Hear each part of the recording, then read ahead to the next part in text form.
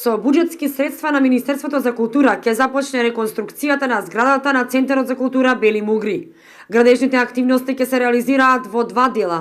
Во првата фаза ќе се реконструира дрвенаријата и фасадата на центарот, а во втората внатрешноста на центарот кој е граден во далечната 1950 година. Со реновирањето во центарот ќе бидат создадени услови за подобри активности на ансамблите и групите кои што работат. Паралелно се продолжува и со реализација на програмата, која што во најголем дел е прифатена од страна на Министерството за култура на Република Македонија.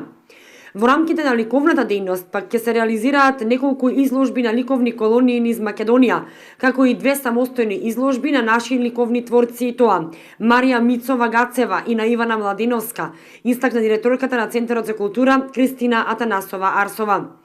Во рамките на драмската дејност ќе биде работена представата Алиса во земјата на чудата во режија на Кристина Атанасова Арсова, а во кореографија на Андријана Андреевска.